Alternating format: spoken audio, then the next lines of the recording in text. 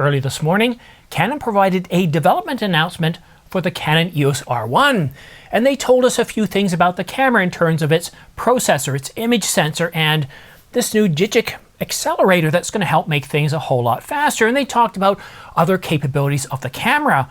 Well, I'm here to break news for you.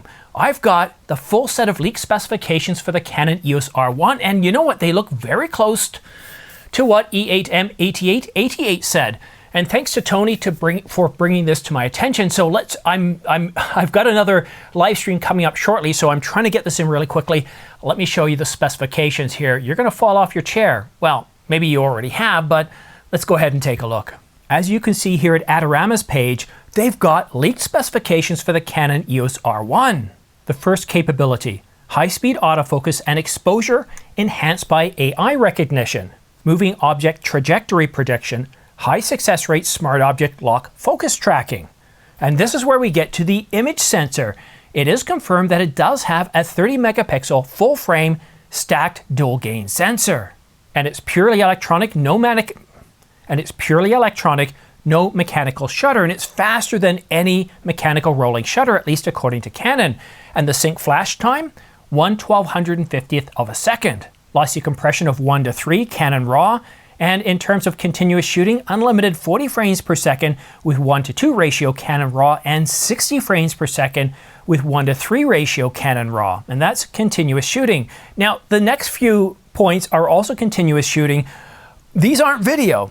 Up to 120 frames per second continuous shooting, full sensor readout, but we can also do burst up to 240 frames per second with a 1-second pre-shooting.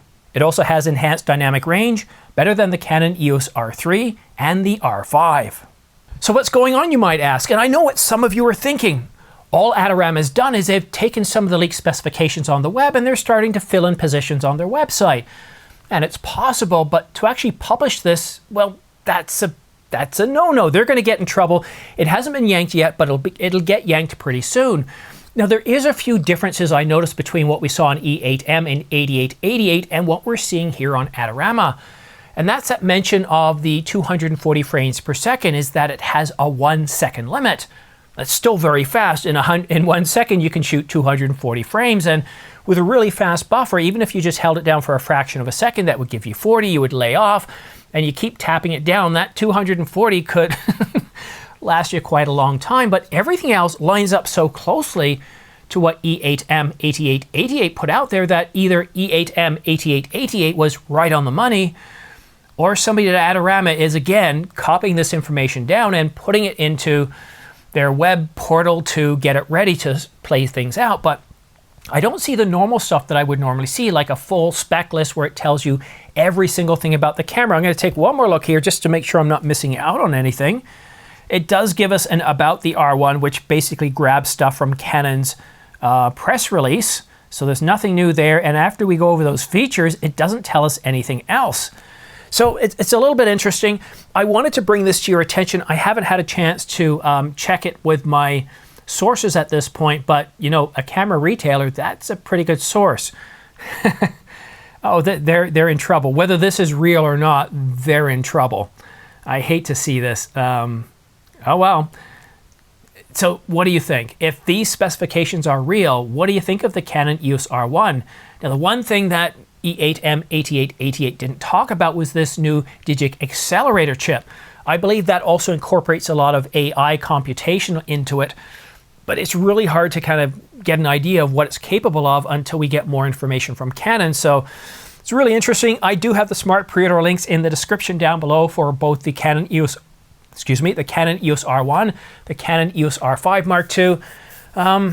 Yeah, I'm a little bit surprised by this one, but I just wanted to get this out to you because later on tonight, I'm doing a live stream for a major Fujifilm event. It's going to be happening. I'm going to start the live stream at 1 a.m. in the morning, and I'm probably going to do this for 90 minutes, but we have 2 cameras being refreshed, and we have a super telephoto lens. So I'll be doing a live stream there, and if you've got questions regarding this, well, show up in that live stream too, because we can take some time to talk about this.